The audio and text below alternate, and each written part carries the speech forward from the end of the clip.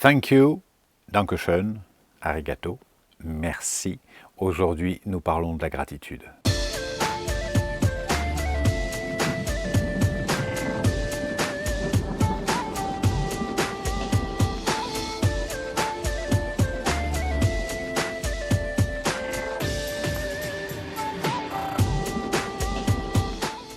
Bonjour et bienvenue aux Chroniques du Moulin et merci, c'est ce que j'ai envie de partager avec vous. Merci de suivre ces chroniques, merci de vous abonner, merci de lire les livres, merci des commentaires que vous m'envoyez. Je me sens en fait ce sentiment de la gratitude. Tout à l'heure j'ai regardé en regardant quel sujet j'allais évoquer aujourd'hui et j'ai regardé les thèmes que j'ai déjà évoqués. J'ai évoqué beaucoup de thèmes avec vous, un peu plus de 150 thèmes et je me suis dit mais tiens, j'ai pas fait une vidéo particulièrement sur la gratitude, c'est dingue ça. Pourtant, je me sens le cœur de plus en plus empli de gratitude de ce que je reçois sur cette terre, parce que je reçois tellement sur cette terre, je reçois tellement, et j'ai longtemps cru que le merci venait après le cadeau. Mais en fait, le merci amène le cadeau. Plus je nourris ce sentiment de gratitude, plus je reconnais tout ce que je reçois dans mon quotidien. Moi, c'est certain que aujourd'hui, si je regarde ma vie, je me sens heureux, épanoui, j'ai la chance de vivre dans un lieu magnifique, j'ai la chance d'écrire des livres qui sont relativement appréciés, d'avoir une communauté superbe. Je me sens vraiment le cœur plein de gratitude. Et puis, j'ai d'ailleurs remarqué qu'il y avait presque, à un moment donné, j'ai senti ça, vous me direz si ça vous parle, à un moment donné, j'ai senti presque une honte à être heureux. Ça fait partie, j'ai fait une vidéo que vous, récemment, sur le syndrome de l'imposteur, sur le syndrome de l'autosabotage. Il y a un petit peu la même chose, là aussi, dans notre culture, de se dire, si jamais je suis heureux, si jamais je montre ma joie, je partage ma joie, on va se dire, mais celui-là, pour qui il se la pète, etc. Alors que le bonheur est un état intérieur, c'est vraiment important. Ce n'est pas lié aux circonstances extérieures, c'est au contraire, parce que l'inverse du sentiment de gratitude, c'est le sentiment d'injustice.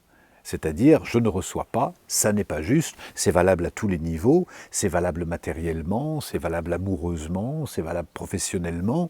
On va avoir la sensation que quelque chose n'est pas juste et que donc on ne reçoit pas. Et j'ai évoqué à plusieurs reprises le principe des croyances limitantes, autrement dit, mon a priori conditionne ma posture conditionne mon résultat renforce mon a priori. C'est-à-dire que si je pars de l'a priori, de se dire « moi je suis en gratitude et je remercie de recevoir », je vais vibrer cet état-là. Donc naturellement, puisque je vibre cet état-là, quand je vais me présenter aux gens, quand je vais rencontrer des gens dans mes tournées, etc., eh ben, ils vont voir quelqu'un d'épanoui, d'heureux, et donc ça va générer des belles relations. Et si ça génère des belles relations, ça va renforcer mon a priori.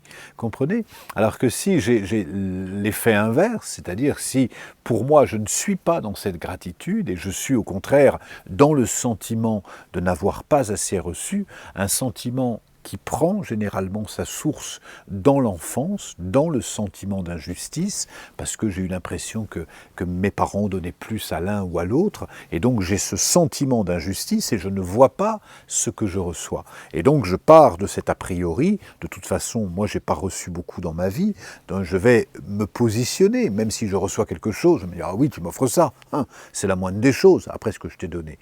Et donc je ne vais rien recevoir de ça, je vais nourrir de l'aigreur, je vais nourrir de la rancœur, de la fermeture du cœur, et quand je suis dans cette fermeture du cœur, ben je vais vibrer ça, je vais attirer des relations qui vont être plus sèches et qui vont confirmer mon a priori. Ah ben tu vois, c'est bien ce que je disais, moi je n'ai rien, etc. Le sentiment de gratitude, j'ai parlé dans une vidéo des recherches d'Emoto, ce chercheur Masaru Emoto, ce chercheur japonais qui a fait tout un travail sur l'intelligence de l'eau, sur l'eau mémoire de nos émotions, et qui a mis en valeur le fait que le mot qui vibre le plus, c'est le mot arigato. Merci. merci. Et remercier au quotidien. Moi, je me réveille le matin et je remercie déjà de pouvoir me lever seul, parce que beaucoup de gens sur cette planète n'ont pas la capacité de se lever seuls, parce qu'ils sont au fond d'un hôpital. Et puis, je remercie de pouvoir prendre une douche, parce que beaucoup d'hommes et de femmes n'ont pas accès à l'eau potable. Et puis, j'ai la chance de pouvoir manger à ma faim, et donc je remercie de pouvoir manger à ma faim. Et ce sentiment de gratitude au quotidien change notre niveau vibratoire. Et plus on est dans ce niveau vibratoire, plus on va attirer encore à nous des situations favorables.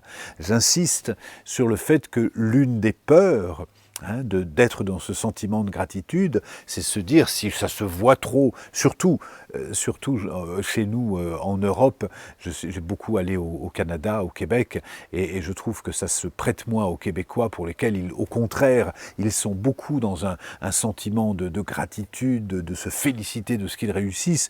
Nous, on a ce truc toujours, quand on reçoit, c'est la moindre des choses, et de ne pas partager cette joie. Pourtant, quand vous êtes vous-même dans le sentiment de gratitude, quand vous honorez la vie de tout ce qu'elle vous apporte, vous permettez à chacun de faire de même. C'est pourquoi, encore une fois, merci, merci, merci.